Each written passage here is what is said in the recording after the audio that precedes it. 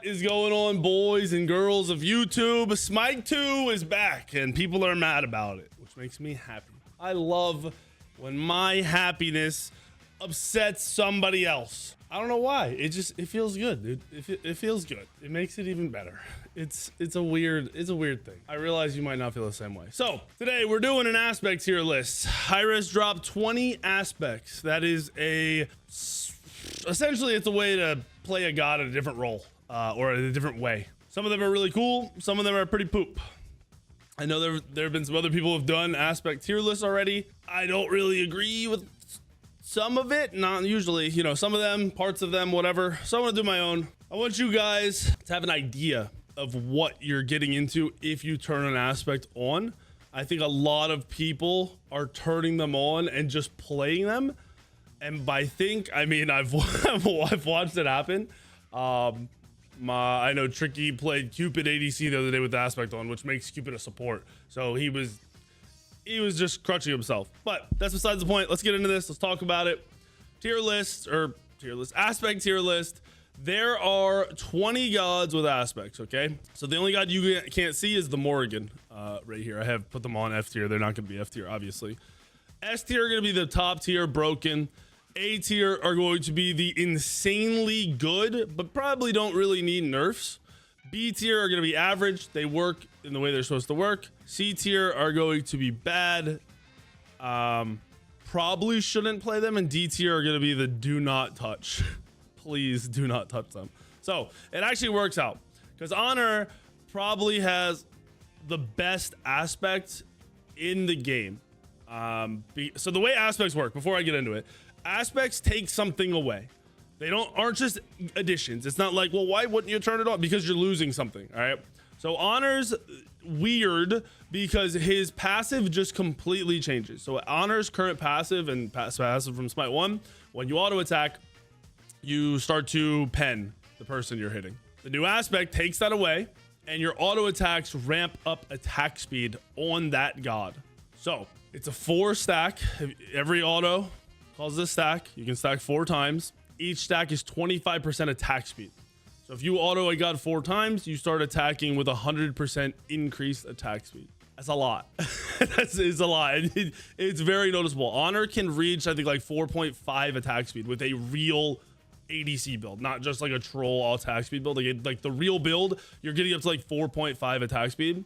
That's 4.5 attacks per second. That's insane. Just saying that out loud, that is insane. Yes, I did get new glasses, by the way. They're the meta glasses, so I can record and do stuff, other content that I've been wanting to do. Because I know somebody's gonna ask. They're a little thicker than my old ones. They're comfortable. I like them, but I just got them today. So anyway, back to Honor. 100% attack speed. Simple. His aspect is probably the best in the game or tied for best. Athena's. I think Athena's is on paper worse than it really plays out. So Athena's aspect changes your ultimate. Your ultimate no longer targets teammates. It now targets the enemy. You have to see them, obviously, if you have vision of them, like a ward or minions by them or something. But you target an enemy, and while you're channeling, so your ult still channels the same. While it's channeling, you cause that person to take increased damage from your teammates.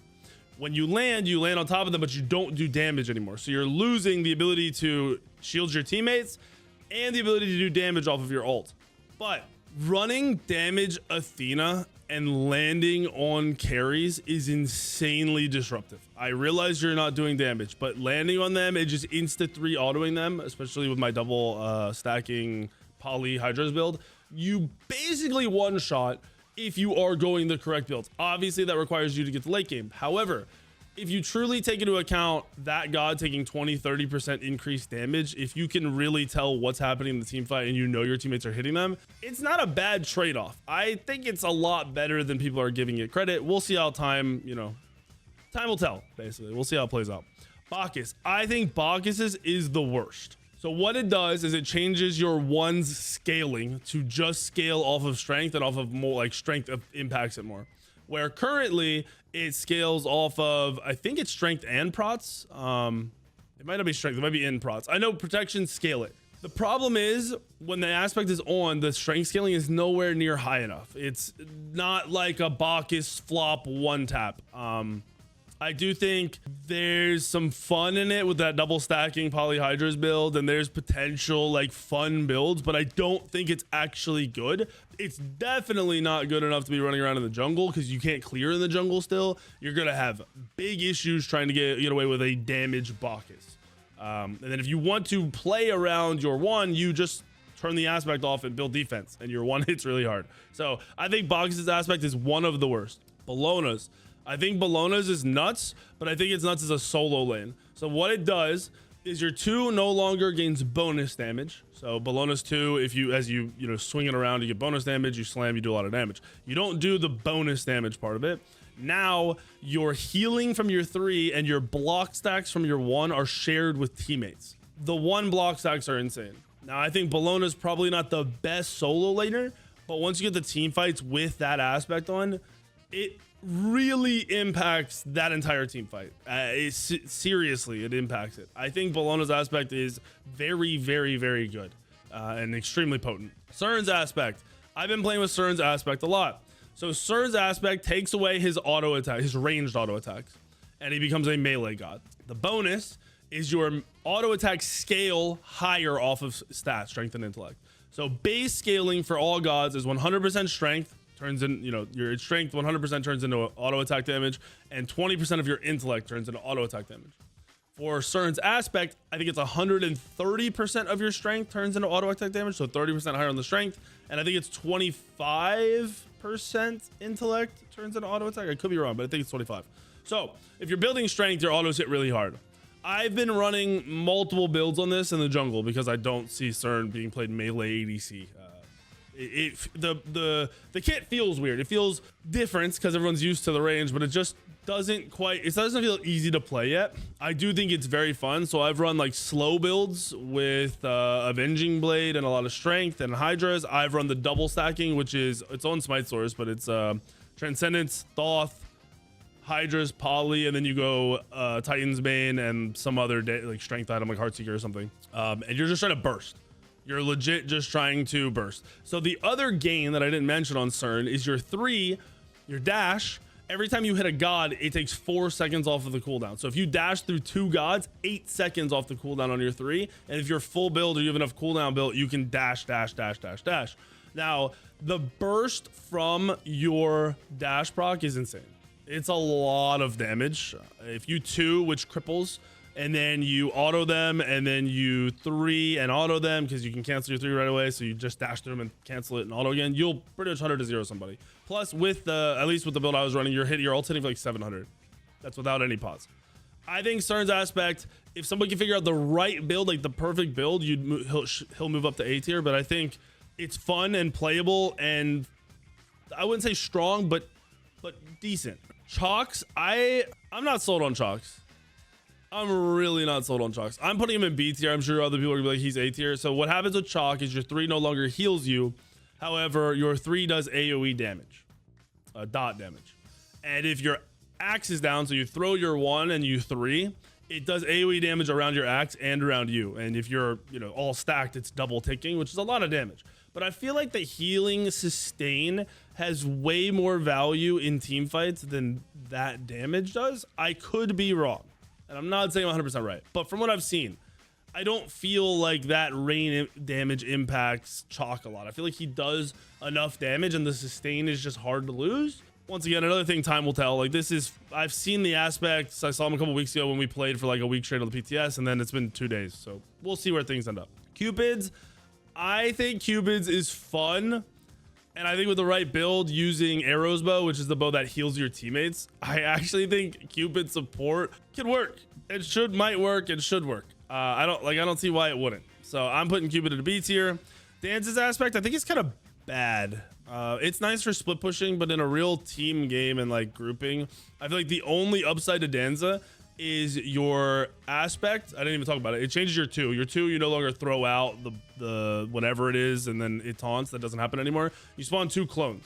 And if you know that the new passive on Danza, you spawn clones. You have a chance to spawn clones every time you auto attack, and your clones can spawn clones. It also, I believe it increases the damage that they do and the amount of damage they can take.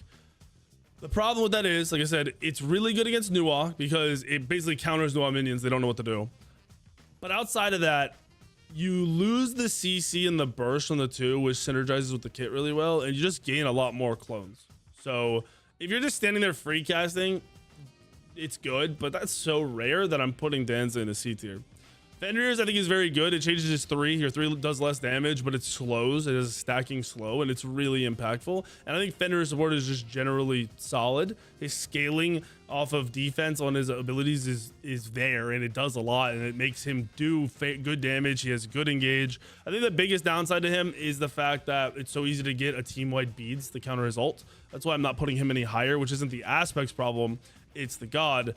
But the 3 change is nice for support. It's a solid change. It's just not going to make him great. Geb's aspect. I think Geb's aspect is complete and utter trash. Geb's aspect changes his 2, so it no longer knocks up, but it does an AoE version of the 2. So the 2 currently is a cone. It changes that into a big circle. So it just kind of starts at Geb and goes out in all directions. And then for each god hit, you gain like 0.5 seconds off the cooldown or something like that. It's not enough cooldown to spam the 2 in a team fight, like to get multiple 2s off, like boom, boom, boom, boom. That doesn't happen. And losing the knock-up is troll. The other change to it is you do full damage no matter the distance away they are. So if they're close or far away, you're still doing the same amount of damage, which is nice, but the knock-up is just better. And if you want to play damage Geb, you have to play around going Apollonomicon, and then you want the knock-up to secure the poly auto. So I think Geb's aspect is completely worthless. I don't think you should ever go it. Hekate's aspect. I like Hekate's aspect. I'm gonna put her in an A tier. Hekate's aspect turns her into a support character more than she already is. It takes away the 2's damage. So currently on Hekate, if you throw the 2 up in the air and people cast around it, it charges, does more damage when you cast it again on somebody. So you target it. Now you throw it up in the air, it lasts for like 3 seconds, and it just spams basically the ability onto people that use abilities in the big circle. So like all stance change will proc it. Any ability used will proc it.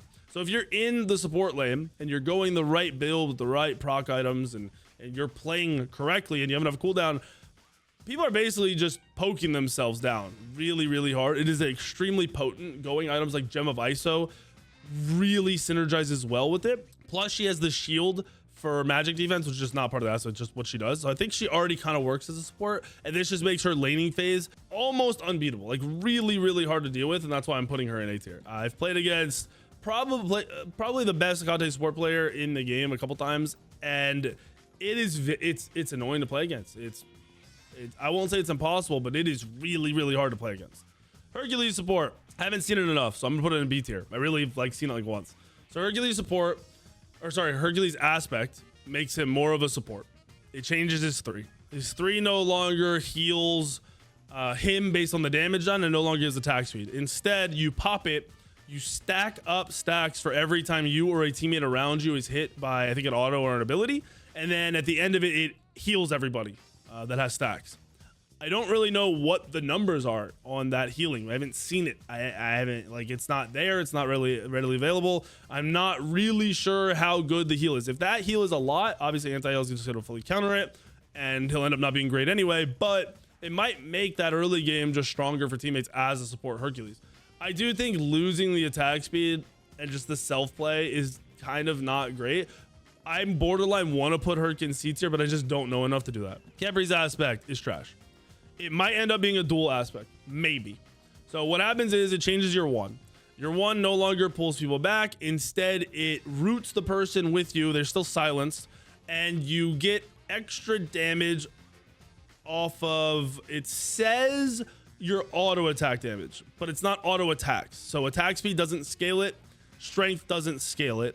It scales off of intellect. It can crit. It can proc items like braggies and kins. It has a lot of weird rules. Essentially, the best way to run it, it's a damage aspect, turns Khepri into a damage dealer, is full intellect with a poly, because it'll proc the poly right away, and intellect makes the one hit really hard. It's just not viable in Conquest. Maybe it works crazy in Duel, because I think the silence on it, which is already part of it, is just good. Probably not, though.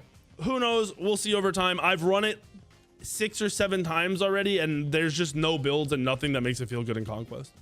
Loki. I think Loki's aspect has a crazy potential if your team has pressure. So what it does is your one no longer bleeds when you auto attack somebody. So Loki's one, you stealth, it turns you stealth, and then when you open on somebody, it puts a bleed on them. It doesn't do the bleed anymore. Instead, you stealth yourself and a teammate, your closest teammate. I like this because you could stealth in, if you're a solo lane Loki, you and your jungler could stealth in right on top of a carry and just instantly open on them together. And they're dead. Like really, if you have two assassins opening on a squishy with no reaction time, they're going to insta die. And then the thing is, if Loki gets the last hit, Loki stealth resets and then he can stealth you and your teammate again. I love the idea of it. I don't know the practicality of it and how potent and consistent it would be in real Conquest games. I love the potential, and that's why I have him in B tier. I think Mordred's aspect is very, very good in the solo lane. Mordred's aspect changes his active button, the or whatever it is, his little dash knock up, his it's keyboard on alt and keyboards. I don't know what it is on controller. It changes that. Instead of that knocking up, it dashes through them, still does damage, and every time you hit a god with an ability, it resets instantly.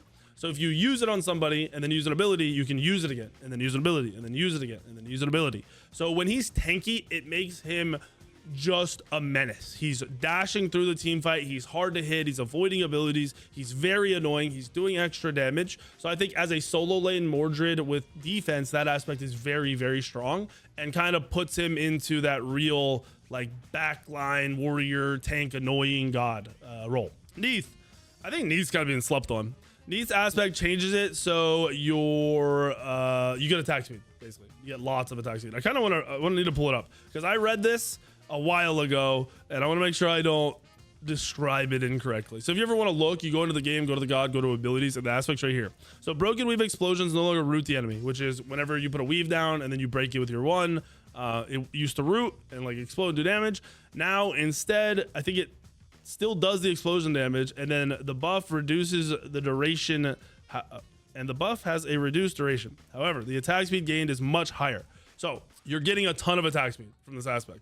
And I think it's kind of slept on because it requires you to plan like, hey, I put a weave down, I'm going to pop this and get a ton of attack speed, instead of just like, I use an ability, now I have attack speed. You have to position, hit the weave. There's a lot around it. But I played against some good Neith players, like really min-maxing it. Neith pumps with an attack speed build with it. It's unreal the amount of damage you're doing with it, because it is really easy. You get weaves down. You don't have to break the weaves with your 3 anymore, or spawn the weaves. You don't spawn the weaves. Your 2 spawns the weaves. Like it's so much easier to get the weaves to proc, to get the attack speed, and just rail somebody with auto attacks. And I feel like auto attack Neith is kind of there and people just haven't realized it yet. It's only been 2 days. Why should they? Nemesis. I think Nemesis aspect is broken. Now, look, I said Nemesis aspect sounded bad for the last 3 weeks. It just on paper, I'm like, how does this work? I took some time yesterday to figure it out. And because I was talking to El Leon, he said in competitive scrims and stuff, they're running a lot of Nemesis. So the way the Nemesis aspect works is it changes the ultimate. I want to bring it up so you can see the numbers and everything. Your ultimate no longer does damage in an area, but instead averages your and the enemy god's current health as long as you have less. And then you both have that health. So realistically, the way this works is you want to get lower HP and then ult somebody with a lot higher HP. There's a lot of ways you can implement this. I've had 2v1s or I'm 1v2ing them and I'm beating somebody down, and when I get low HP, I ult the other person I haven't touched, and then they're all low and my health goes way up, right? I've used it where I just hold it and I'm fighting in a team fight, and whenever a carry or somebody comes over to me to kill me because I'm lower, I ult them and then I turn on them and I full commit to them. Now, to do this, you kind of have to go hybrid. You have to have defense because you need to survive for a long time. So I kind of try to avoid health items, and I went more for attack speed items. The build is on Smite Source. It uses Kins, it uses Pharaoh's Curse, it uses Berserker's Shield, just getting a lot of defense with not a lot of health. So you can survive, you could get really low HP without getting blown up, and then you can ultimate. I was pumping with the build. I really, really, really liked it. I think Nem's aspect, I slept on it. I think I just fully slept on it. I think it's very, very strong. And I don't like the AoE part of Nem's ult that they added. That +1 was so bad anyway. So I think this change just makes Nem crazier and just a different playstyle. You have to build up the knowledge of when to ult and to not open the fight with an ult like you normally would in Smite 1. It just takes some time. She's very strong. Raw's aspect, cracked. His aspect is nuts. His aspect changes his ult and his 3. So your ult and your 3 no longer scale, meaning intellect does not make them do more damage or more healing. Okay. However, your 3 can now be attached to a god, including yourself, so your teammate or you, and it just follows them around. It does the AoE circle heal on top of them. They're in the middle, and then they, it heals around. It also still does the damage. It's just not scaling. It does all the base numbers. So it's still giving prots. It's still healing. It's still doing AoE damage. Then your ultimate can be aimed the entire time. So if you've ever played Raw and you cast your ultimate, you lock up and you ult where you're looking. Now you start channeling that ult and you can keep aiming until it casts all the way through. The second part to it is you heal teammates. So you still do damage. It just doesn't scale off of intellect. It's the base number. And then you heal teammates based on the base number. The heal is like 800 at max rank. It can hit multiple teammates if you guys line it up or plan it, whatever. I think the raw aspect is completely busted. I think it's too strong. I think obviously anti-heal is a must build, and that's the only thing that makes it worse. I just think raw's heal it becomes super impactful compared, like, you don't even have to think about it, right? In current raw or old raw, you'd have to put it down in the right spot. A lot of people never did. Their heal got wasted. Now you attach somebody, it's getting used, right? Plus the ultimate change, being able to do damage and heal. If you hit 2-3 people, whether it's your teammates and the enemy, or if it's just the enemy or it's just your teammates, tons of guaranteed fight impact. Plus it's easier to land. You get to aim all the way through. It's almost impossible to miss. I like it. Thanatos. I think Thanatos aspect is being a little overhyped. So what happens with Thanatos aspect is your passive no longer gives you healing when you kill something. So if you kill a creep, a mob, a god, you get a big health chunk, right? That doesn't happen anymore. Instead, for every minion you kill, you get 1.5 permanent health and max health. And for every god you kill, you get 25 permanent max health. So the idea that people think it's OP is, oh, I'm going to get to 6k, 7k HP. I've never seen that. In close games, I won't say competitive, in close matches I've had 40-minute games, I think most people are getting like an extra 1,000 to maybe 1,500 HP, which is a lot. But that's in a max, that's like a 40-minute game. A lot of games aren't going 40 minutes. That's with a bunch of kills. That's with a bunch of farming. I don't know. I think it's good. I definitely agree it's A. I think some people try to say it's S tier. That's why I'm kind of like, I'm pretty sure it's not broken. I think it's very good. And then the Morrigan. I think the Morrigan's aspect changes nuts. I've played against probably the best just main Morrigan. The pros are probably better at the Morrigan, I'll be honest. But one of the Morrigan spammers, I think they have like 1,000+ hours already on the Morrigan in Smite 2. Plays it solo, and they're basically unkillable with the aspect. So the way the aspect works is it changes your 3. Your 3 no longer stealths. Instead, it sends out your illusion, and you can instantly swap to it whenever you want. And when I say instant, I mean it is the second your key presses, you're there. There's no channel time, no cast, nothing. On top of that, if you have your 1 out on your character and you press 3, your 1 stays out. So if you throw it at somebody, you get in the right spot, and you 3, you can 1 instantly and stun them. Now, the reason it's OP isn't just, oh, I can swap to something, right? The reason it's OP is if you kill the illusion, kill it as the enemy, it doesn't die. It just stops moving. It still exists and can be swapped to. There's no way to stop it from being swapped to. So the Morrigan, you throw it out. It's got like a 6-second buff timer. So you get 6 seconds. You have 6 seconds to decide what you're going to do with it. But you could throw it behind the person. They could kill it. And then you just swap behind them in the middle of a team fight. It takes a ton of game knowledge and a ton of Morrigan knowledge and a fair amount of experience to use it. The first time is probably not going to feel good. But if you're someone that puts the time into it, it basically makes the Morrigan unkillable, and our team fights are unbearable. I'm gonna be honest. When you play against the really, really good Morrigan players, it feels like there's nothing you can do. It feels like you have no control over this, and you hate it. So that's why I have her in S tier. I think a lot of people's opinions on these aspects is going to be based on their experience off the rip, because everyone has their own experience in the course of 2 days plus the PTS. I've played against, like I said, I played against I think the Morrigan player, it's Matheria. They're like rank 4 on the leaderboard, which really doesn't mean anything to me, but that means they're spam playing and doing well in general. They play the Morrigan pretty much exclusively, and I played like 8 games against them, and it was just not fun to deal with, especially if you're a jungler trying to gank the solo lane and the Morrigan's in the solo lane. You can't gank it. It's just never going to happen. You literally cannot gank it. It's never, ever going to happen. So here is my tier list. I'm interested to see what everyone thinks. I'm sure there's gonna be some baby raging, some excitement, some happiness, some sadness, everything. So hopefully you guys, find the video useful. You can use this to play the game. Hit the like button, make sure you're subscribed, and I'll see you in the video tomorrow, the next day, and the next day.